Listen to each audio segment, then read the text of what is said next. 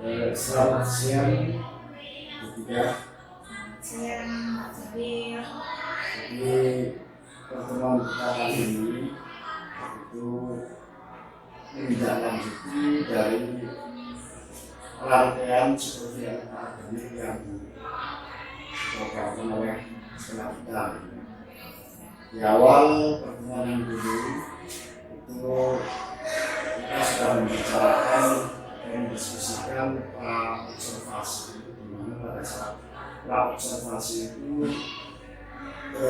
saya sebagai coach itu menanyakan tentang berbagai hal yang akan dilakukan oleh Butika sebagai guru yang akan diobservasi.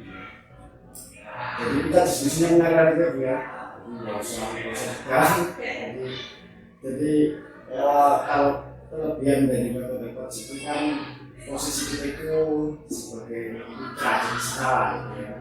Jadi kita saling ini kan sebagai coaching, sebagai rekan sejauh yang saya supervisi itu istilahnya punya teman berbagi ketika melakukan proses pembelajaran kita. Yang akan saya bahas di sini adalah ini tadi. Jadi di awal dulu waktu observasi kita kan mau melakukan pembelajaran dengan tujuan dasar yang pertama adalah menganalisis langkah-langkah menyajikan data dalam bentuk tabel dan distribusi frekuensi. Kemudian dari tujuan itu kita ingin menerapkan dalam proses pembelajaran dengan menggunakan metode kalau nggak salah itu PPL ya, PPL.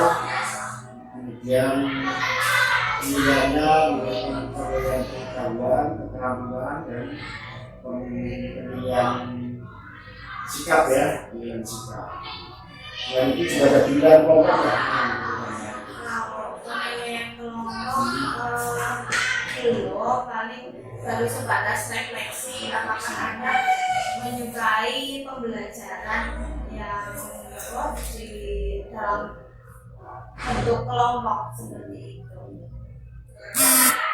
Baiklah Butika, setelah Butika melakukan proses pembelajaran di mana saat itu saya sebagai observer, sebagai rekan yang ya untuk saling berbagi. Saya juga belajar, Butika juga belajar, karena ini kita sama-sama belajar bagaimana semaksimal mungkin melakukan proses pembelajaran yang berpihak pada murid. Ya. Dari hasil pengamatan saya, saya memilih pelajaran proses pembelajaran yang Butika lakukan itu sudah sangat bagus. Tapi sebelum saya memberikan umpan balik, kalau menurut Butika sendiri tujuan pembelajaran yang diinginkan dalam proses pembelajaran itu sudah tercapai belum secara benar?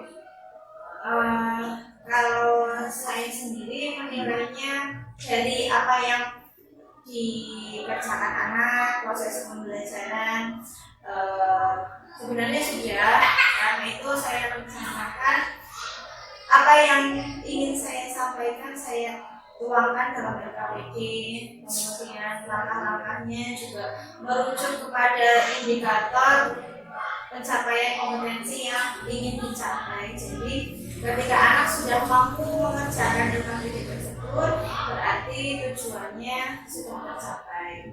Hanya saja mungkin kemarin belum optimal kalau menurut saya, karena anak belum mampu secara mandiri gitu, dilepas dengan satu kali diberikan instruksi belum mampu, jadi masih harus sangat dibimbing sekali. Tapi pada akhirnya memang bisa.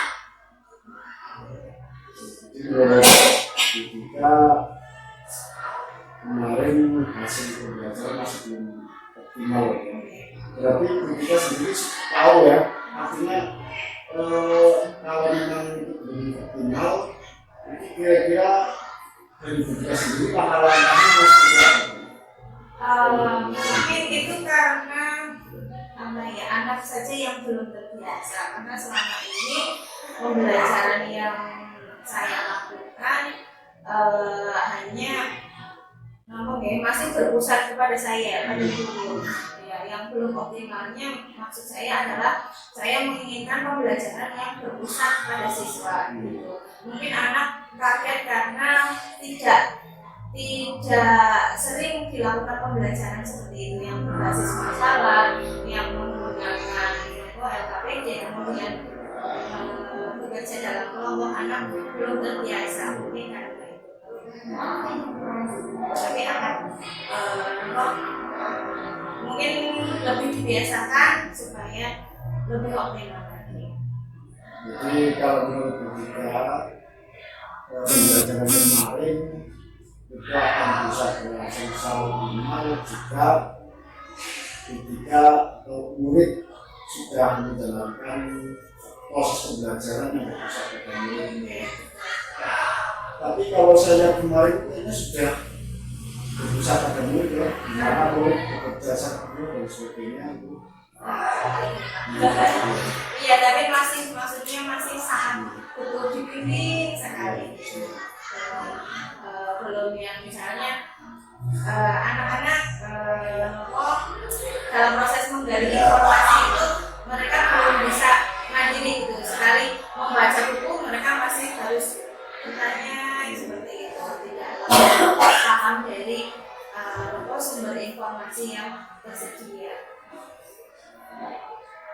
Kalau itu gambaran secara umum ya dari mengevaluasi diri tentang pembelajaran yang dilakukan kemarin.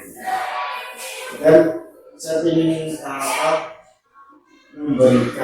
memberikan, kita mendiskusikan satu persatu dari awal, dari apa yang saya amati, yang mungkin saya juga belajar dari ketika sendiri. Yang pertama,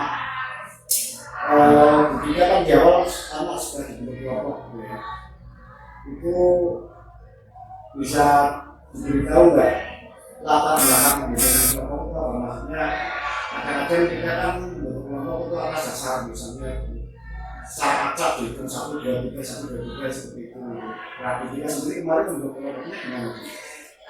Kalau saya membentuk kelompoknya karena memang saya kan mengajar kelas tersebut lumayan lama, tidak hanya di tahun ini. Jadi saya sudah mengetahui kemampuan mereka ketika mereka duduk di tingkat sebelumnya gitu. Jadi saya buat heterogen dalam satu kelompok itu, yang penting kan terdiri dari 4 siswa ya.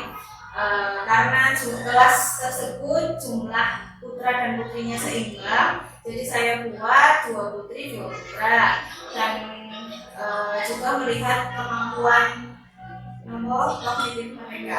Dari kemampuan kognitif mereka saya buat heterogen. Jadi sudah jelas di sini. Saya kemarin kan di kelompok saya nggak tahu kenapa kita sendiri sudah melakukan pembentukan kelompok berdasarkan identifikasi terhadap satu keragaman putra dan putri, kemudian keragaman pengetahuan, keterampilan, dan kesiapan belajar, gaya belajar dan sebagainya ya. Yang itu kita ketahui dari proses-proses sebelumnya. Kemarin kan tidak dari proses dari itu ya. Bagaimana itu bisa menjadi gambaran dari saya dari mana juga bagaimana mereka terutama yang jumlah mereka itu sangat efektif gitu ya. Saya lihat hasil itu di kemarin itu kelompok itu bisa rapi gitu ya, karena diantaranya mungkin punya faktor gimana yang Pak gitu ya. Kemudian untuk proses selanjutnya saya lihat kita sudah